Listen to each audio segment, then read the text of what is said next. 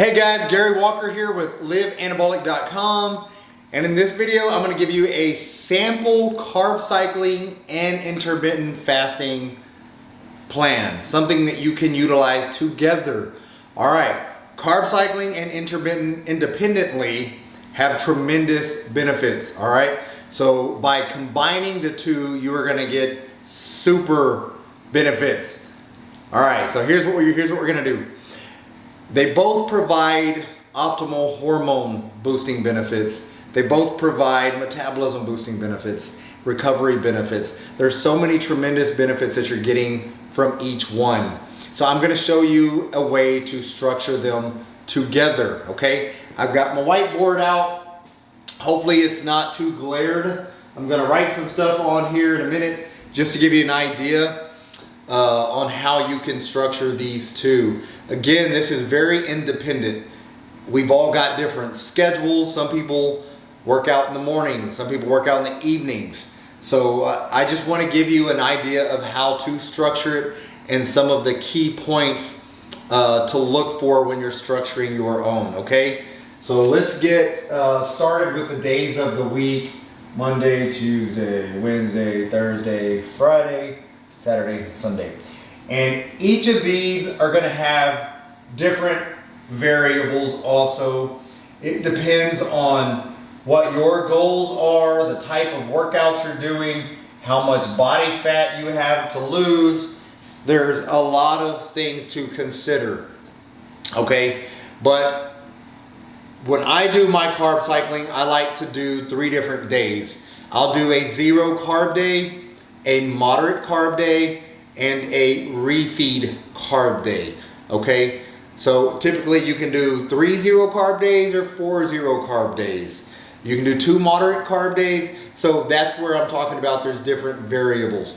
It depends on if you're a hard gainer and you're trying to gain muscle, but you still got some stubborn body fat, then you don't need to go that long with 0 carb days. However, if you've got 25, 30 pounds to lose, then you need more 0 carb days, okay? So keep that in mind. It's all independent, and it just depends on where you are with your goals at the current moment. But that being said, I want to structure something for you to give you an idea of something you can follow. All right, so let's start with carb days versus non-carb days. Let's go with a 0 carb day for Monday, a moderate carb day for Tuesday, another 0 carb day. So we've staggered these 0 carb, moderate carb, 0 carb, and then let's do another moderate carb day here. All right, and then we'll do a 0 carb, and Saturday, let's enjoy our Saturday and have a refeed, okay? Refeed carb day. That will leave Sunday, and let's do another 0 carb. So 1, 2, 3, 4 0 carb days with this plan. So this type of plan will allow you to lose a lot of body fat, okay? So keep that in mind. If you've got a lot to lose, this is a great way to structure your carb cycling. Also, one thing I want to point out, when I say 0 carb days, that does not actually mean 0 carbs, all right? 0 carbs. It's basically you still want to consume carbs that are fibrous carbs. So you want to make sure you're getting good veggies, cruciferous vegetables. They should be included in these meals. Those, you've got to have your fiber. So that's a big caveat to the 0 carbs. I just want you to realize that on these days, you need to consume veggies, but you are not to consume fruits or rice or potatoes or breads or pastas or any of those other starchy carbs. So that's what the 0 carbs mean, all right? Also, with the moderate carbs, it's a moderate carb day. You don't need to have a whole lot of carbs. Let me give you an example. 0 carb days, you're probably going to be getting close to 50 grams of carbs with your veggies, okay? So 50 grams. Moderate carbs can be anywhere from 75 to 100 grams of carbs still. However, I'm going to recommend that you do two carb meals around your workout. One carb meal pre-workout, one carb meal post-workout. All right, so that's what you want to focus on your moderate carb meal days. Your refeed day is, when I say refeed, I don't mean a calorie refeed. It's a carbohydrate refeed. So you still want to stick to carbs that are low in fats. Okay, you can get ice cream. There's a lot of good ice cream out there that's low in fat. So don't go and get the ice cream that has 30 grams of carbs per serving, but also has 15 grams of fat per serving. So just kind of look for some of the leaner carb choices. If you want pastas on that day, eat pastas. If you love rice and you want 30 cups of rice throughout the day, eat a lot of that. If you're craving, also I do want to let you know though, if you are craving some sugars, you can have a meal that has some higher fats. For instance, if you want donuts. Donuts are your weakness. Well, guess what? Don't eat them on any of these other days, but go ahead and eat some donuts on this refeed day. Keep that in mind. Don't neglect all of the bad carbs. You can have them on your refeed day, but don't choose 5 meals of donuts. That's all I'm saying. So you want to make sure 1, maybe 2 meals are donuts that you can have donuts for, but choose a pasta meal. Choose something else that's a cleaner carb for your other meals.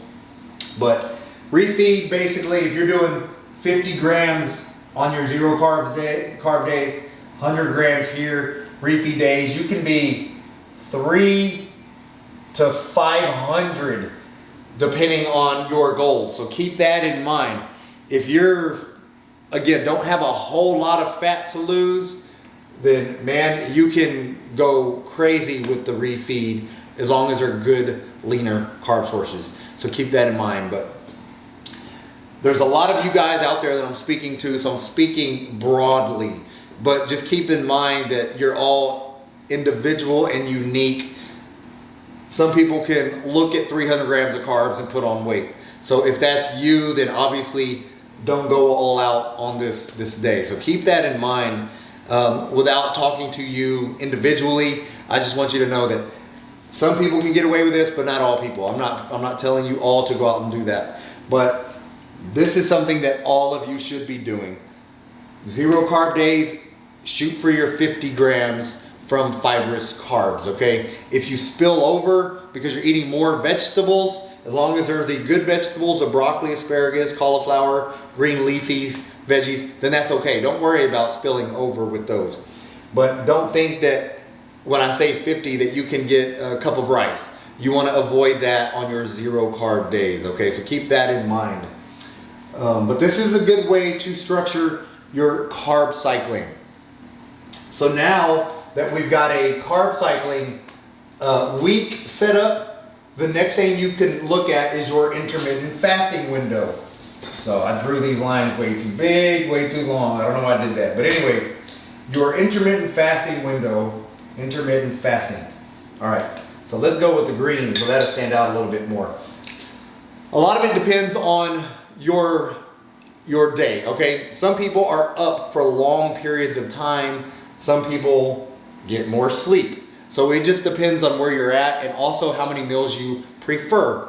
If you're constantly hungry and you can eat every 2.5 hours, then you can do a 5-meal schedule for your intermittent fasting.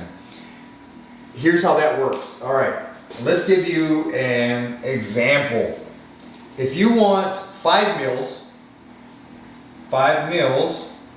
then your fasting window is actually only going to be 14 hours, which is still a fasting window and it's still going to provide tremendous benefits for you.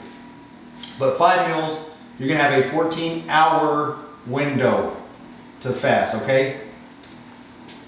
So basically what that looks like, if you want to get 5 meals a day and you are going to be doing intermittent fasting, then you need to shoot for 2 to 2.5 hours spacing between each meal.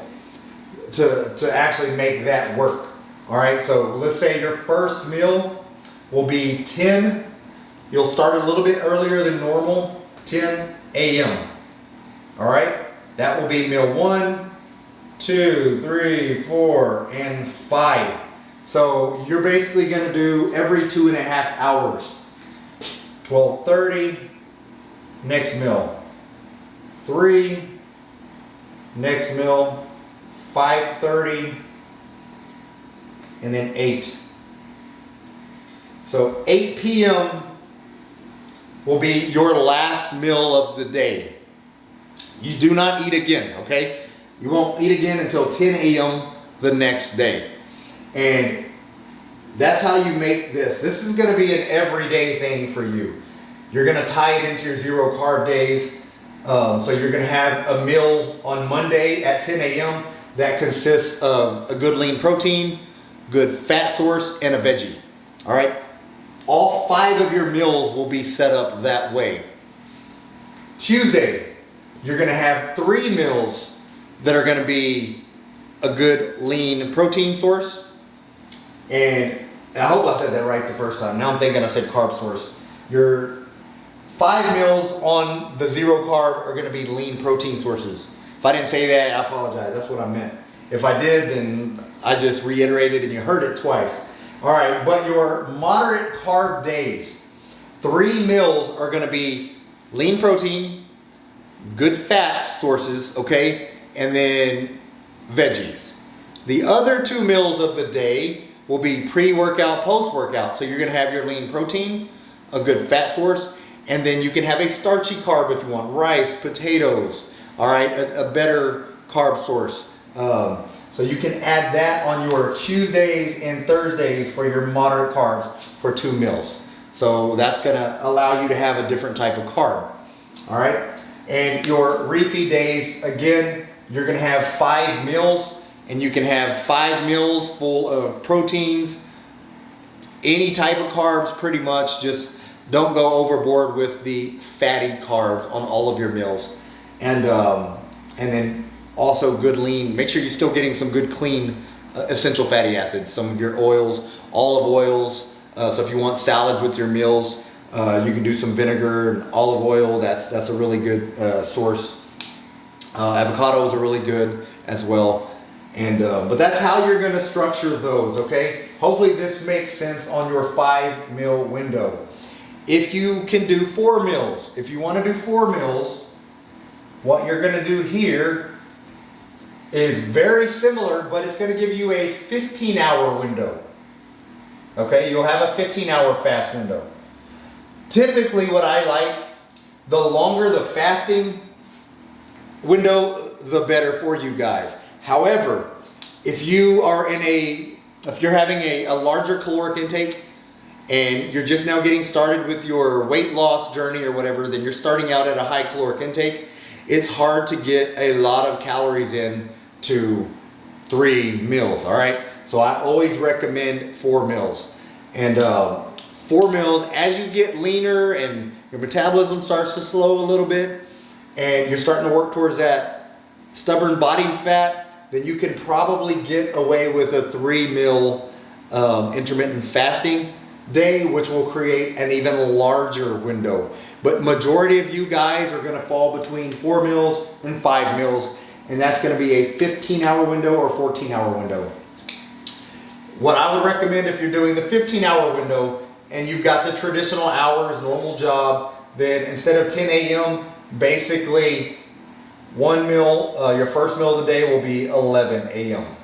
Okay? And then you could just hit your meals every 3 hours after that.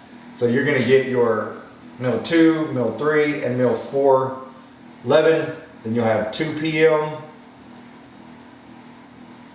5, and then 8. All right? So again, your last meal of the day will be 8. You're spacing them out 3 hours instead of 2.5 hours.